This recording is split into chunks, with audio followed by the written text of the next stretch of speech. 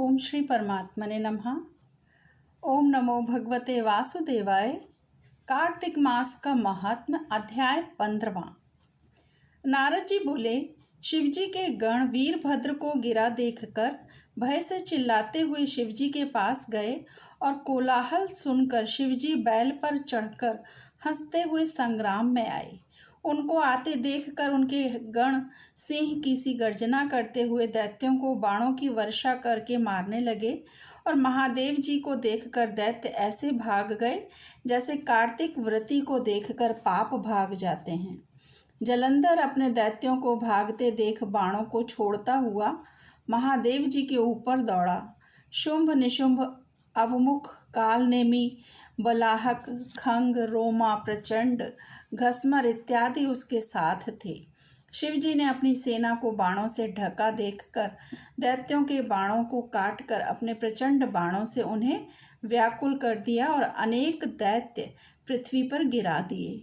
उन्होंने खट बाण से बलाहक दैत्य के सिर के 2 टुकड़े कर दिए और घसमर दैत्य को फांसे से बांधकर भूमि पर गिराया।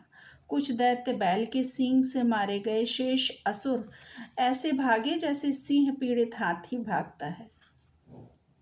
फिर क्रोधायुक्त जलंधर वज्र के समान शब्दों से युद्ध में शिवजी से बोला कि हे जटाधर, अब तुम मेरे साथ युद्ध करो। तो नारद जी बोले, यह कहकर जलंधर ने महादेव जी पर पहले एक साथ 70 बाण से फिर अपनी गदा का प्रहार किया।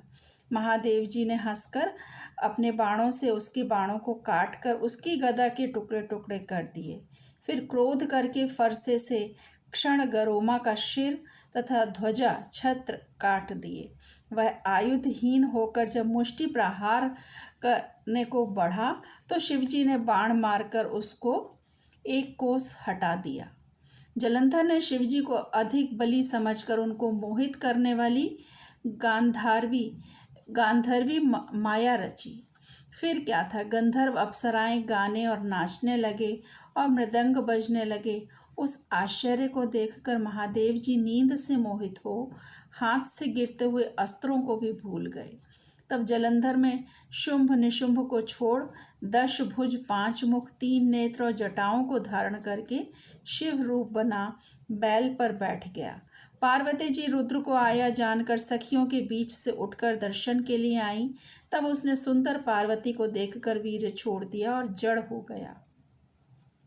तब गौरी दैत्य को जानकर शीघ्र ही वहीं से अंतर ध्यान हो उत्तर दिशा में मान सरोवर चली गईं। बिजली की चमक की तरह पार्वती को वहां से गई देख जलंधर युद्ध में शिवजी के पास गया। शिवजी ने उसी समय विष्णु का स्मरण किया और सोई विष्णु ने पास आकर उन्हें दर्शन दिया। पार्वती बोली कि हे विष्णु, जलंधर दैत्य का किया दुर्मति का कर्म क्या आपको नहीं मालूम है? श्री भगवान बोले, जैसे वह तुमको छलने आया है इसी प्रकार हम भी उसकी स्त्री के साथ छल करेंगे, क्योंकि उसकी स्त्री पतिव्रता होने से वह मारा नहीं जा सकता। नारद जी बोले, विष्णु भगवान यह कहकर जलंधर के नगर को गए और रुद्र गंधर्व समेत युद्ध में स्थित रहे। दैत्य की माया हटने पर शिवजी को बोध हुआ और महादेव जी ने क्रोध युक्त हो जलंधर पर चढ़ाई करी। तब उस दैत्य ने भी शिवजी को बाणों की वर्षा से ढक दिया। ओम नमो भगवते वासुदेवाय। श्री कृष्ण अर्पणम अस्तु।